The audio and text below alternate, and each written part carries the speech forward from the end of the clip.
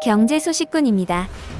최근 독일의 자동차 회사 벤츠가 중국 자본에 장악되었다는 소식이 들려와 논란이 되고 있습니다. 지난 12월 15일 중국의 베이징 자동차는 벤츠의 모회사인 다임러그룹의 지분 9.98%를 보유했다고 공시하였습니다. 베이징 자동차는 2019년 이후로 다임러그룹의 지분 5%를 보유한 것으로 알려졌으나 그동안 5%의 지분을 추가 취득한 사실이 이번에 처음 드러나게 되었는데요. 이로써 베이징 자동차는 다임러그룹의 최대 주주가 되고 만 것입니다. 다임러그룹은 독일의 전통적인 자동차 회사입니다. 독일의 엔지니어 다임러와 마이바흐가 함께 만든 자동차 회사이며 독일이 제1차 세계대전 패전 이후 경제적 어려움을 겪을 당시 벤츠와 합병하게 되면서 100년 가까이 명차의 지위를 유지하고 있는 회사입니다. 현재 다임러그룹은 크게 승용차와 승합차를 담당하는 메르세데스 벤츠와 트럭과 버스를 담당하는 다임러 트럭으로 구분됩니다. 다임러그룹 주주로는 중국 기업 두 곳이 가장 지분이 많습니다. 중국 최대 민간 자동차인 지리자동차가 지난 2018년 지분 9.69%를 확보한 상황이며 중국의 국영 자동차인 베이징 자동차가 이번에 9.98%의 지분을 보유하게 된 사실이 드러났습니다. 그 밖에 쿠웨이트 국부펀드가 6.8%의 지분을 갖고 있으며 기관 투자자와 개인 투자자가 나머지 지분을 들고 있는 것으로 파악됩니다.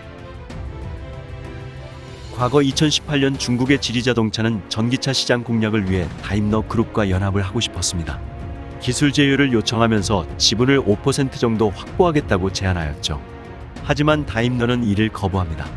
그러자 지리자동차는 주식시장에서 돈으로 지분을 사버렸고 결국 최대 주주 자리를 차지해버립니다. 그러자 중국 국영기업 베이징 자동차는 지리자동차를 견제하기 위해 다임러의 지분을 10% 가까이 매입하게 되었는데요. 베이징 자동차는 지난 수년간 중국 내 벤츠 공장을 함께 운영해온 제휴 파트너사인데 중국 내 경쟁사인 지리자동차가 벤츠를 돈으로 장악하려 하자 베이징 자동차 역시 돈으로 벤츠 지분을 사들이는 모습입니다. 베이징 자동차는 다임러와의 합의로 지분을 더 확대할 계획은 없다고 밝히면서 독일과 중국 간 협업의 우수한 사례라고 주장하고 있습니다. 하지만 일각에서는 추후 중국이 다임러의 임원을 파견하고 제휴 파트너사로서의 지위를 공고히 할 것이라는 의견도 많은데요.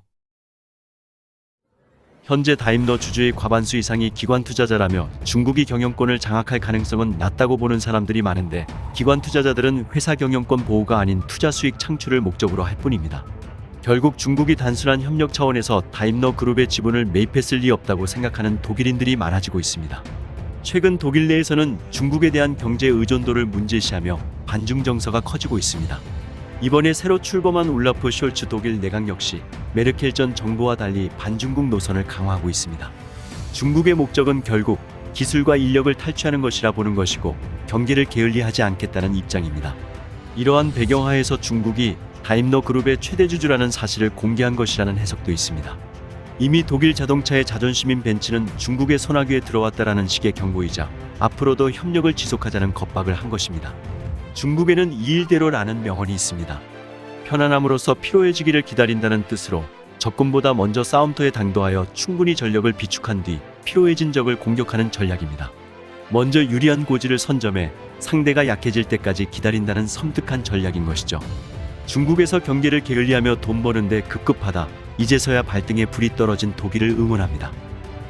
지금까지 쉽고 빠른 경제 소식꾼이었습니다.